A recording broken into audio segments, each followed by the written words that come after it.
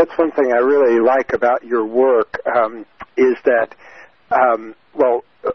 like I made a decision many years ago never to teach any principle that I hadn't found useful and valuable in practice myself. And you do the same thing. You actually do the work. And I think that's one of the things that gives your work a lot of power.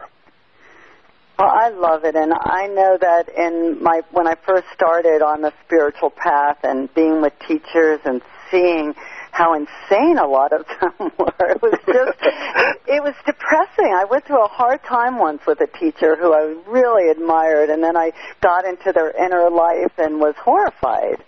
And so I think because that experience, I believe that we don't have any experience that we're not meant to have and learn from. I really learned, and I said I always want to be somebody that I can practice what I preach. And am I perfect? I'm not. And anybody who knows my work knows that I share a lot of my own process. In fact, I started blogging on the Best Year site, which is really great because I get to share, my inner struggles. And I'm a human. And actually, I wouldn't give them up because every time I have one, I learn from it. And I feel like I evolve and grow and have the opportunity to test out my work. Beautifully said. Well, what do you think is, like if people were going to take away a central idea of one practical step they could do to create the best year of their life, what's something that they could do? Well, my favorite chapter, I think, is the chapter on fantasy. And what the chapter on fantasy does is it busts the fantasy, that one day that you're waiting for, when I finally get on Oprah, when I finally finish my movie, when my husband finally starts treating me this way, when my child goes to college, when I finally have enough money. That one day fantasy, I feel, is what robs people of having the best year and creating, being responsible right here and now. There's nobody in the world that can make your life great but you. And so we're always giving up to that dream when this finally happens. And so the fantasy really busts that. But more importantly, it has you look and see how are you going to feel when you finally reach that place.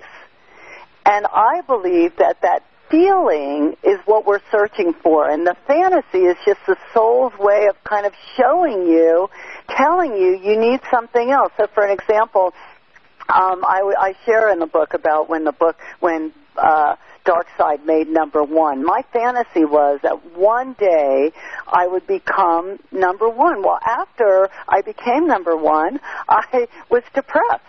Actually, I never even enjoyed it because I was so busy and I didn't even know what it meant to be #1 on the New York Times list, to tell you the truth. I remember screaming, and then that was it. I forgot about the whole thing. I didn't understand it at the time.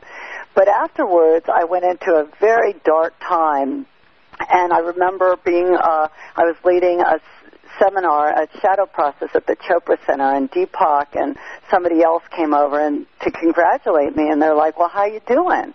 And I said, well, to be honest with you, I'm not doing that great. I feel really sad. And what I realized is that I was searching for this fantasy and thought that when I got there, I would suddenly feel like I mattered.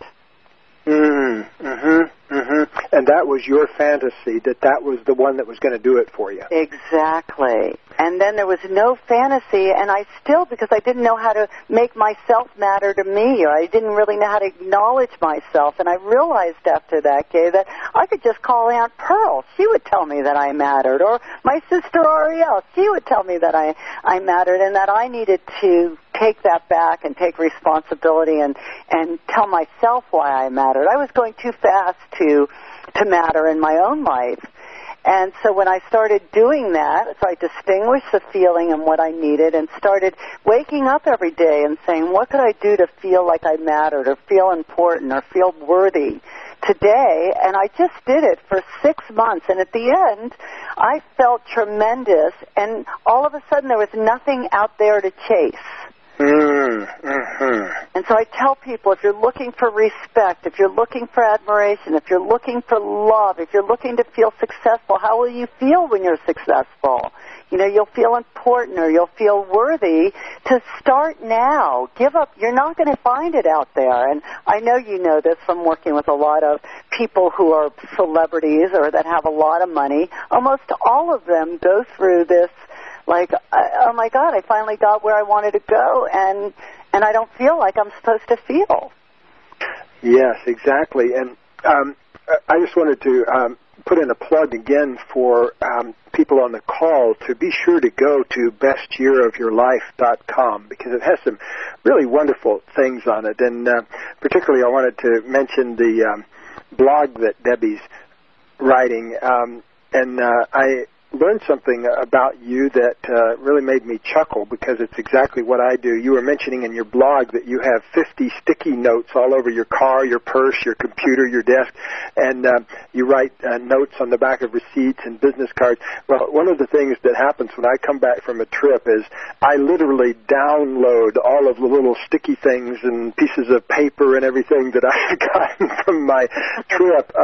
And if you looked at my desk right now, you'd see little yellow stickies everywhere. Yes, that's when I went after becoming radically organized, and I realized I was one big sticky note. Well, I hired an organizational person to come in a while back to help me out, and she took one look at my desk, and she said, she kind of groaned, and she said, "Oh no, you're one of the yellow sticky note people." Why do you think it is that so many of us kind of sabotage ourselves when we're trying to achieve our goals and dreams, that we somehow get in our own way and even do that more than once? We become serial saboteurs, I guess you might say. So why do you think that is?